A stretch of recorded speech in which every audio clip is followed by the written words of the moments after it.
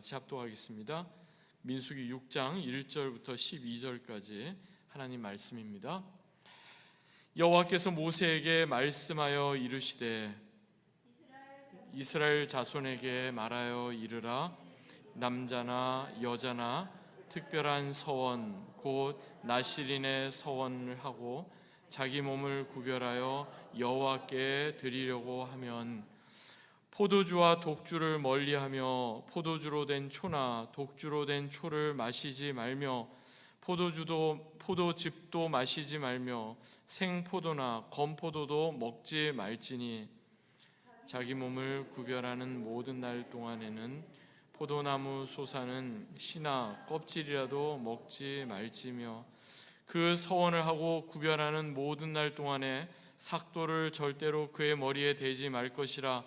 자기 몸을 구별하여 여호와께 드리는 날이 차기까지 그는 거룩한즉 그의 머리털을 길게 자라게 할 것이며 자기의 몸을 구별하여 여호와께 드리는 모든 날 동안은 시체를 가까이 하지 말 것이요 그의 부모 형제 자매가 죽은 때라도 그로 말미암아 몸을 더럽히지 말 것이니 이는 자기의 몸을 구별하여 하나님께 드리는 표가 그의 머리에 있음이라.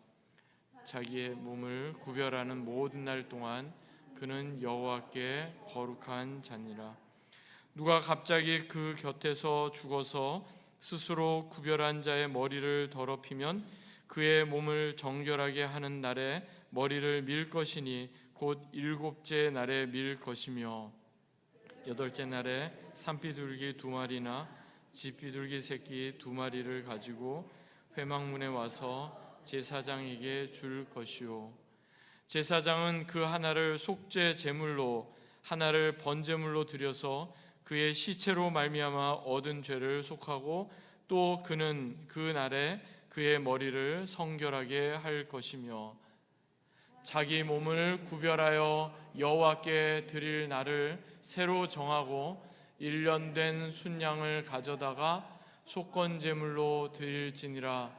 자기의 몸을 구별한 때에 그의 몸을 더럽혔은즉 지나간 기간은 무효니라. 아멘. 이는 우리에게 주시는 하나님의 말씀입니다. 주님 감사합니다. 본문을 중심으로 자기 몸을 구별하여 라는 제목으로 함께 하나님 말씀 나누겠습니다. 우리가 계속 매일 말씀 묵상 그리고 토요 새벽 기도에서 살펴보고 있는 민수기 말씀의 가장 중요한 그런 골자 핵심은 한마디로 말해서 구별됨 그리고 거룩함입니다. 구별은 차별이 아니다 이렇게 말씀을 드렸는데요. 무엇을 위해서 구별되는가? 바로 거룩함을 위해서, 성결함을 위해서 구별되어야 한다. 그래야만 우리가 하나님 앞에서 거룩하다 인정을 받는다 하는 내용입니다. 오늘 본문은요, 특별히 나실인에 대한 내용이 나와 있어요. 나실인 들어보셨어요? 나실인의 서약을 다루고 있는데, 나실인은 제사장 가문 또는 레위 지파 가운데 나실인이 나오는 게 아니라 누구든지 나실인이 될 수 있어요. 그런데 스스로 서원을 하여서 이제부터 내가 나실인으로서 살겠습니다, 이제부터 하나님 앞에 구별된 자로 살겠습니다 하는 그런 의미가 담겨 있기 때문에 이것은 하나님 앞에 자기의 몸을 구별하는 사람, 그 사람을 가리켜서 나실인 이렇게 이야기합니다. 나실인으로 하나님 앞에 구별된 그런 서원을 했을 때 거기에는 평생 나실인으로 살겠다고 이렇게 서원을 하는 경우도 있고, 특정한 기간 동안만 나실인으로 살겠습니다 이렇게 서원을 하는 경우도 있습니다. 이 나실인 이 말은요, 원래 이제 그게 한글이 아니라 히브리어에서 온 거예요. 나지르라는 말에서 온 건데, 그래서 이제 나실인 이렇게 이제 한글은 그냥 음역을 해서 그렇게 번역을 한 건데, 바치다, 헌신하다 이런 뜻을 담고 있습니다. 먼저 본문이 시작되는 1절, 2절 말씀을 보니까 이렇게 말씀하죠. 여호와께서 모세에게 말씀하여 이르시되 이스라엘 자손에게 전하여 그들에게 이르라.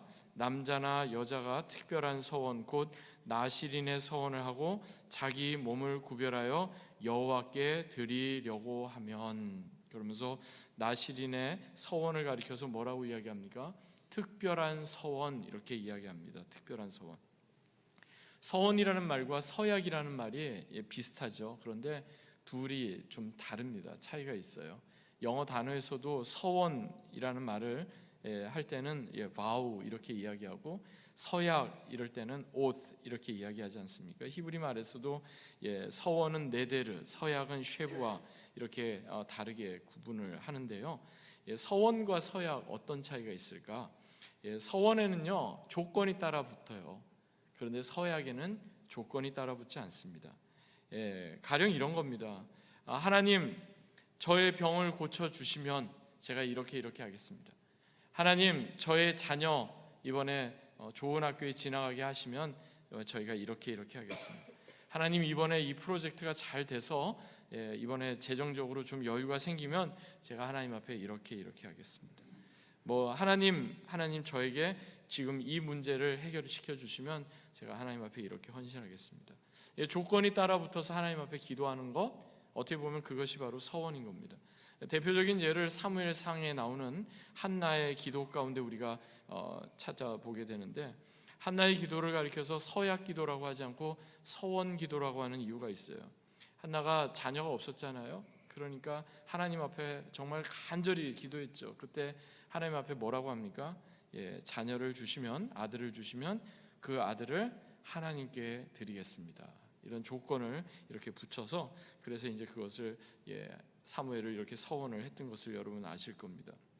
그런데요, 분명 서원인데 조건이 전혀 따라붙지 않는 서원이 있었어요. 그게 무슨 서원일까요? 바로 나실인의 서원이에요. 나실인의 서원. 하나님, 제가 이렇게 나실인으로 제가 서원합니다. 그러니까 하나님 저에게 뭘 주십시오. 이게 아니다 하는 겁니다. 아무런 조건 없이 자신의 몸을 구별하여 하나님 앞에 드리겠습니다. 그것이 어떤 특정한 기간이 되었든 아니면 평생이 되었든 그렇게 서원하는 것, 그게 바로 나실인의 서원입니다. 성경에도 이런 자기의 몸을 구별하여 하나님께 서원했던 신앙의 인물들이 여럿 나옵니다. 사사기 13장에 보면 삼손이 그러하고요, 또 사무엘상 1장에 보면 사무엘이 그렇습니다. 그리고 누가복음 1장 보면 세례 요한이 그렇고요, 사도행전 18장에 보면은 사도 바울이 또한 그렇습니다. 특이한 점은 사사기 13장에 나오는 삼손의 경우나 누가복음 1장에 나오는 세례 요한의 경우, 그들 부모가 나실인으로 그 자녀를 이렇게 드리겠다 이렇게 서원을 한 경우가 아니라, 하나님의 사자가, 주의 천사가 삼손의 부모 아버지 마노아와 그의 아내에게 나타나고, 또 세례 요한의 부모 사가랴와 엘리사벳에게 각각 나타나서 각각 너희가 이제 아들을 낳게 될 건데 나실인으로 구별된 삶을 살게 하라 이렇게 말씀했다는 사실입니다. 그 예를 사사기 13장에서 발견하게 되는데, 제가 사사기 13장 3절부터 5절까지 말씀 한번 읽어드리겠습니다. 오늘 본문과 비교해서 한번 이렇게 잘 들어보시기 바랍니다. 여호와의 사자가 그 여인에게 나타나서 그에게 이르되, 보라, 네가 본래 임신하지 못함으로 출산하지 못하였으나 이제 임신하여 아들을 낳으리니 그러므로 너는 삼가 포도주와 독주를 마시지 말며 어떤 부정한 것도 먹지 말지니라. 보라, 네가 임신하여 아들을 낳으리니 그의 머리 위에 삭도를 대지 말라. 이 아이는 태에서 나옴으로부터 하나님께 바쳐진 나실인이 됨이라. 그가 블레셋 사람의 손에서 이스라엘을 구원하기 시작하리라. 삼손에 대한 그 내용이 담겨 있는데, 이 내용이 오늘 본문에 나오는 나실인의 그 서원과 상당히 비슷하지 않습니까? 그러면 나실인으로서 자신의 몸을 구별하여 하나님께 드리는 사람, 그 사람은 어떤 것을 구체적으로 지켜야 했던 걸까요? 나실인의 서원은요, 여러 가지가 있지만 그 중에 크게 세 가지가 가장 핵심입니다. 그리고 그 각각의 세 가지의 서원에는 중요한 영적인 의미가 담겨 있는데, 그 내용을 하나씩 살펴보겠습니다. 먼저 본문 3절 그리고 4절 한번 보시기 바랍니다.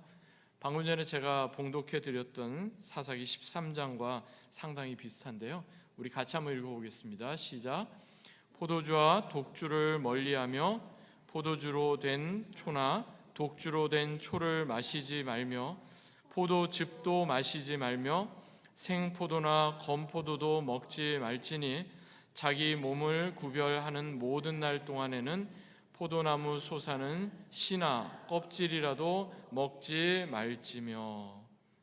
첫 번째 서원은요 뭐냐면 나시린으로 서원한 사람은 포도주와 독주뿐만 아니라 포도로 만든 음료, 식초, 그리고 건포도, 그리고 포도나무에서 나오는 포도 열매 자체도 아예 먹지 말아라, 삼가해라, 이렇게 지금 말씀하고 있다는 겁니다. 포도주와 독주를 멀리하라는 건 좀 이해가 되죠. 포도 좋아하시는 분들은 큰일 났다, 이거 오늘부터 포도는 다 먹었구나, 건포도도 이제 못 먹는구나, 포도 주스도 안 된다니 이건 좀 말도 안 된다, 이렇게 생각하실지 모를 것 같아요. 여러분, 이것은 나시린은 이제부터 술 마시지 말아라 이런 의미가 아닙니다. 여러분, 성경 시대의 포도주는요 오늘날의 의미와 좀 달라요. 성경 시대의 포도나무의 소사는 오늘날과는 좀 달라요. 포도즙, 포도주, 포도나무의 소산, 심지어 건포도 이런 것들은요 어떤 의미가 담겨 있냐면 기쁨입니다. 기쁨. 그러니까 나시린으로 이제 서원하고 하나님 앞에 지금 자기의 몸을 구별한 사람은 세상의 다른 어떤 것에서 기쁨을 찾지 말고 오직 하나님께 그 모든 기쁨을 두라 하는 그런 의미입니다. 그 가나 혼인잔치에서 예수님께서 물로 포도주를 만드시는 그 기적을 행하시잖아요. 그런데 그게 문제가 단지 포도주가 떨어졌다, 포도주가 모자란지라 그게 문제가 아니라 그 가운데 정말 기뻐야 될 그 혼인잔치에서 기쁨이 지금 떨어진 거예요. 기쁨이 상실되고 고갈된 거예요. 그래서 예수님께서 물로 포도주를 만드신 거예요. 그러니까 기쁨이 고갈되는 그곳에 예수님께서 기쁨을 회복시켜 주시는 그런 기적을 행하신 거죠. 그렇습니다. 우리가 하나님 앞에 내 삶에 정말 구별됨과 거룩함으로 살고자 하는 사람은요 다른 것에서 기쁨을 찾으면 안 됩니다. 물론 우리가 세상 살면서 세상이 주는 기쁨이 있죠. 여러 가지 우리가 취미 생활을 하면서도 기뻐할 수 있고, 쇼핑을 하면서도 기뻐할 수 있고, 여러 가지 우리가 즐거워하는 그 기뻐하는 일들이 분명히 있습니다.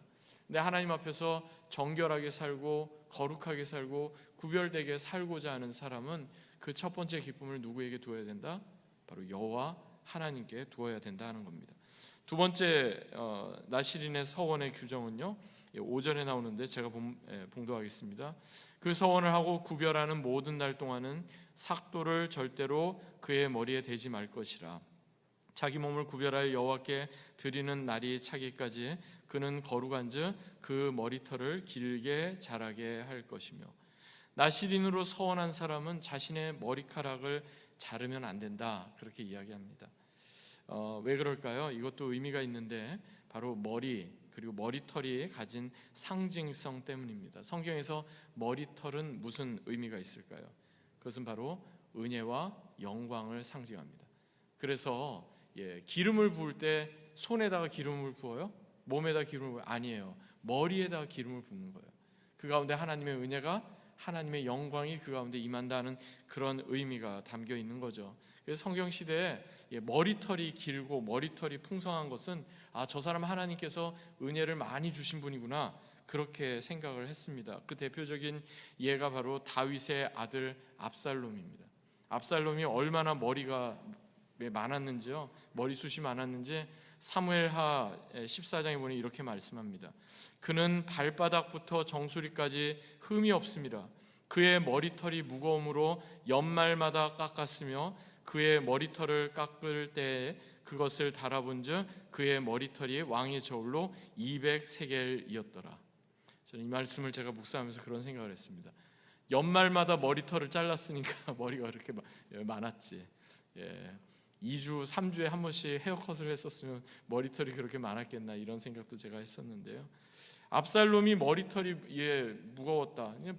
이게 뭐냐면은 자기 스스로 나는 하나님의 은혜를 많이 받고 하나님의 영광을 내가 누리는 사람이다, 그런 뜻이 되는 겁니다. 그런데 놀랍게도요, 그리고 역설적이게도 압살롬이 그렇게 다른 사람 앞에 드러내는 자신이 하나님의 은혜를 받고 영광을 누리는 사람이라고 생각했던 그 머리털 때문에 그는 망하고 맙니다. 압살롬이 다윗을 대항해서 반역을 일으키잖아요. 그런데 어떻게 돼요? 상수리 나무에 자신의 머리가 이렇게 딱 걸려요. 머리털이 걸려서 결국 최후를 맞이했던 것을 여러분 기억하실 겁니다. 뭐 압살롬 외에도 또 있죠. 삼손의 경우도 마찬가지 아닙니까? 삼손의 힘이 어디에서 나와요? 머리털에서 나와요. 그래서 삼손이 머리털이 밀어지게 되고 머리털이 깎이게 되니까 그가 힘을 못 쓰게 되었던 것을 여러분 잘 아실 겁니다. 그러면 이런 질문을 하세요. 머리숱 많은 사람은 하나님의 은혜와 영광을 받고 머리숱이 없는 사람은 그럼 나는 은혜와 영광이 없는 건가? 그렇지 않습니다.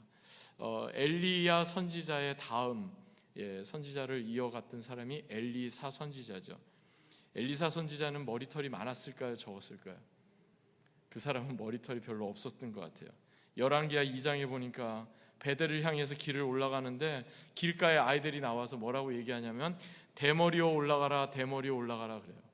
근데 어떻게 돼요? 그렇게 엘리사 선지자를 조롱했던 사람들이 어떻게 됩니까? 숲풀에서 나온 2마리의 암콤에게 다 이렇게 찢기는 그런 안타까운 일이 성경에 이렇게 나옵니다. 그렇습니다. 엘리사 선지자는 머리털이 그렇게 많지 않았어요.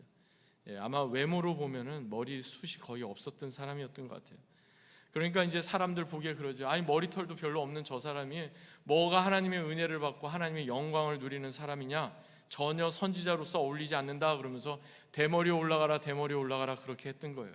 그런데 하나님께서는 머리털의 많고 적음에 따라 그 사람에게 하나님의 일, 선지자의 일을 맡긴 것이 아니다 하는 것을 우리는 분명히 알게 됩니다.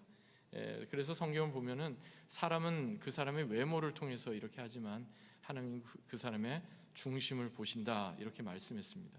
그래서 여러분 혹시 머리숱이 적더라도 너무 마음에 상심을 안 하셔도 되겠습니다.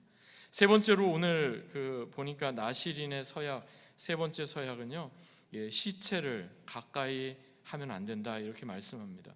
6절 7절 보니까 이렇게 말씀하죠. 자기 몸을 구별하여 여호와께 드리는 모든 날 동안은 시체를 가까이 하지 말 것이요 그의 부모 형제 자매가 죽은 때라도 그로 말미암아 몸을 더럽히지 말 것이니 이는 자기 몸을 구별하여 하나님께 드리는 표가 그 머리에 있음이라. 왜 시체를 가까이 하지 말라고 했을까요? 시체, 죽음 자체는 죄의 결정체였기 때문에 그렇습니다. 결국 죄가 장성하면 사망을 낳는 것이기 때문에 한마디로 시체를 이렇게 만지지 말아라. 그것은 뭐냐면 죄를 철저하게 거부해라, 죄로부터 멀어져라 이런 뜻입니다. 그런데 정말 가까운 가족, 부모, 형제, 배우자, 가까운 가족이 세상을 떠나는 경우가 있잖아요. 오늘날처럼 뭐 장례가 이렇게 있거나 또는 장의사가 있어서 그걸 시신을 대신 수습해 주는 게 아니잖아요. 그래서 어쩔 수 없이 자신의 사랑하는 가족이 세상을 떠나서 시체를 가까이 하거나 만져야 되는 그런 경우가 있었어요. 그런 경우는 어떻게 했을까요? 정결 예식을 다시금 합니다. 그리고 나서 다시 자신이 처음 나시린으로 서원했던 그때부터 그 시신을 만졌던 그때 다시 그거를 다시 환원해 가지고 처음부터 다시금 시작할 수 있었던 겁니다. 이상 세 가지의 나시린의 서원, 그 율법 규정을 다시 한번 정리해 드리면 이겁니다. 나시린으로 자기의 몸을 구별하여 하나님께 드리는 자, 그것은 첫 번째로 기쁨을 다른 곳에서 찾지 말고 하나님께 찾아야 한다는 거고요. 하나님의 은혜의 영광, 은혜와 영광을 너무나 소중하게 여기고 자신의 머리털을 깎지 말아야 한다는 거고요. 세 번째는 부정함과 죄의 결정체인 그 죽음을 이렇게 가까이 해서는 안 된다 하는 겁니다. 우리도 하나님 앞에 구별된 사람들입니다. 구약 시대에 나시린만 구별된 사람들이 아니라 예수 그리스도를 우리의 주와 구세주로 믿고 영접하고 거듭난 하나님의 자녀된 우리도 구별된 사람입니다. 차별이 아니라 구별입니다. 거룩함을 위한 구별입니다. 그래서 우리도 하나님 앞에서 거룩함으로 구별되고 하나님께서 기뻐하시는 그러한 기쁨을 이렇게 우리도 추구하는 자들이 되어야 하겠습니다. 말씀을 맺겠습니다. 이런 말 들어보셨죠? 우리가 길을 걸을 때 중요한 것은 어떤 길을 걷느냐가 아니라 누구와 함께 걷느냐에 있습니다. 많이 공감하실 겁니다. 여러분, 우리는 신앙의 길, 신앙의 여정에 들어선 사람들입니다. 하나님 앞에 서는 그날까지 우리는 계속해서 그 신앙의 여정을 걷는 사람들입니다. 우리 그리스도인들이 걷는 이 길, 하나님께서 인정하시는 길이 되어야 합니다. 너를 보니 내 마음이 기쁘고 내 마음이 흡족하다. 하나님 앞에 그렇게 인정함을 받아야 합니다. 또한 우리가 걷는 이 길, 주님과 동행하는 길이 되어야 합니다. 그래야만 우리는 하나님께서 기대하시는 거룩함 그리고 성결함을 위한 구별된 삶을 살아가게 되는 겁니다. 데살로니가 전서 4장 3절에서 사도 바울이 이렇게 이야기합니다. 하나님의 뜻은 이것이니 너희의 거룩함이라. 하나님의 뜻은 이것이니 너희의 거룩함이라. 그러므로 하나님 앞에서 자신의 몸을 구별하여 헌신했던 구약의 나실인들처럼 우리도 하나님을 기뻐하십시다. 하나님의 은혜와 영광을 더욱 추구하며 사모하십시다. 그리고 하나님께서 주시는 생명에 집중하며 이로 인하여 거룩함과 성결함이 우리 가운데 날마다 더해지기를 주 예수 그리스도의 이름으로 간절히 축원합니다. 아멘. 주신